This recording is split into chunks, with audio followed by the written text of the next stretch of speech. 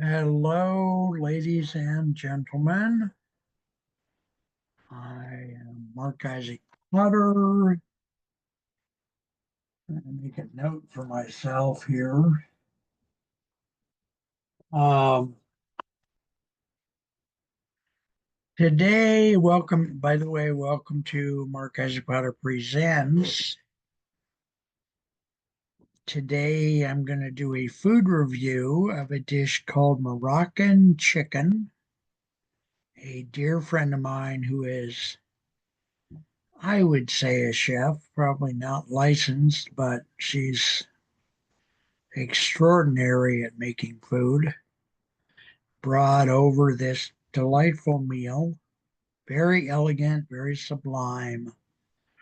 Words I don't get to use very much as a tacky American.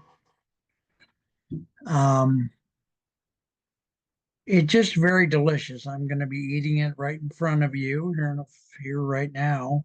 Not even in a few minutes. I've already taken a bite.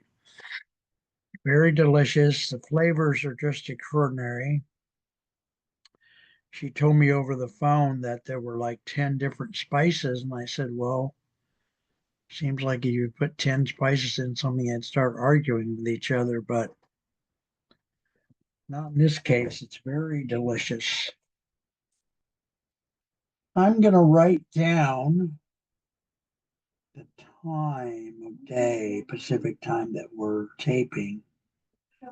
Because when I put this on Zoom, if I do 5 or 6 or 10 shows in a day, I can't tell which shows are which because Zoom doesn't let me put a title on them, before, during, or after the time I'm taping them. So I just have a bunch of shows. I don't know what they're about. I have to go review them before I can give them a proper title. So I'm trying to tag them now by time of day that I tape them because that is on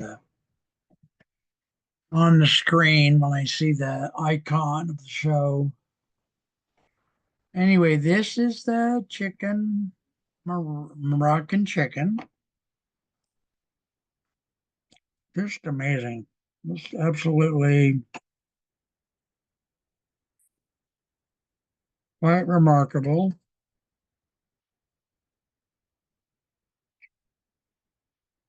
I suppose we should talk about something, but one of my favorite things to talk about is a small TV station in Mountain View, California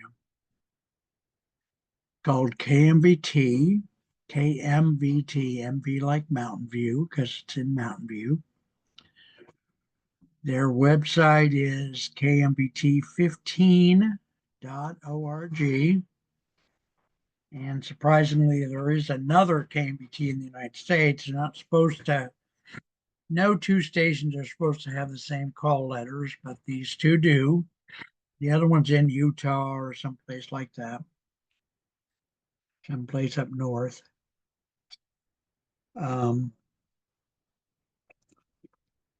KMBT 15 is part of a system that was put in place by Congress back in the 70s or 80s called public access stations or community access alternatively. And they do have their own trade association whose name I forget. Anyway, there used to be, and there may still be 700 or so of these stations. They were put in place because the birthing cable companies, which were new back in the 70s and 80s, wanted to use the airspaces and they would have to get permission from, I don't know, I think it's a Federal Trade Commission, maybe, or the federal, you know what I'm saying, one of the federal commissions that governs the airwaves. So they went to Congress and said, we'd like to have the airwaves. And Congress said, great, we want you to do something for us. So you guys get to help fund these different little volunteer TV stations. So each one of these public access stations has a very small staff, very small paid staff, one, two, three, none, and volunteers.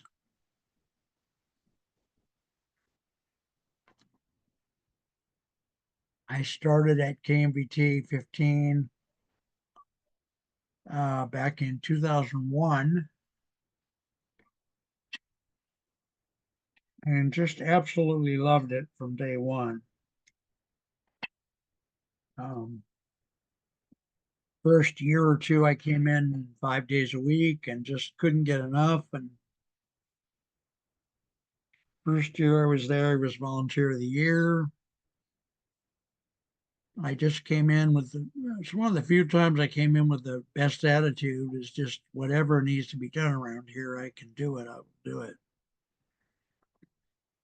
That I earned my way into taking the classes because I didn't have the money. They don't do that anymore, but back in then they did. So I took the introductory class 5 times because, as I say, on almost every single show, I have a learning disability. Um, so I took the initial class 5 times.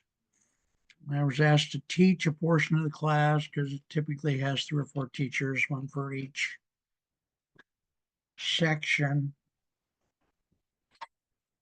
Because a TV station has like a starting left, my left to right is the audio board, the graphic switcher type person, uh, which is also, I think, called the technical director. And there's the director, and then there's some other people. I can't, there's more than that, but I can't remember all of them.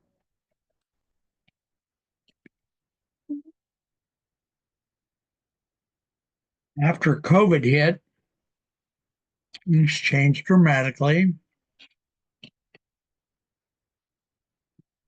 both at KMBT and obviously in the life of all the staff and all the volunteers. So since then, I've been taping shows at home, and then a friend of mine helps me edit them, and we send them in digitally. So I'm still a producer at KMBT, a volunteer producer. About 2 years ago, I started a parallel TV production company that's a for profit. We're very tiny. I only have a few contract workers, no employees. Um, we give away about 85% of our shows, and some people choose a higher level of service, which they pay for. Yeah, I've got 3 YouTube channels. The main one, Marc Presents, and the one that's embedded in the KMPT YouTube site, which has tens of thousands of videos on it. Their site, not my site. My site has about 150. My KMPT site. Mm, yeah, so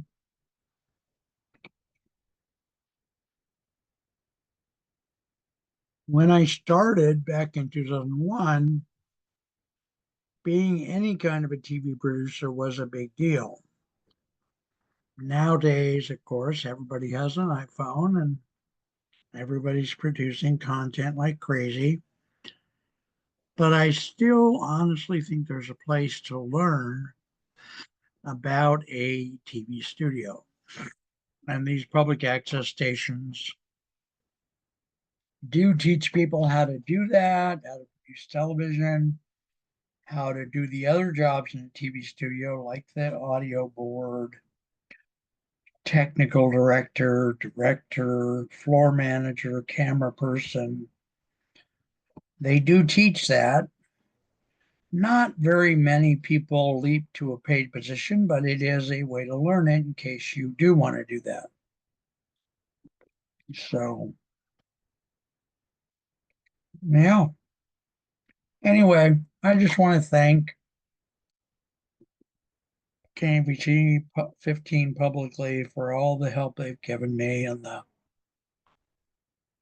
it's been fun for me, and I keep doing it, of course. But I shouldn't be prideful, but I am proud of being a TV producer, even if it's a very small time version. So I love you guys. That's enough for now. And I will talk to you soon. Please take care.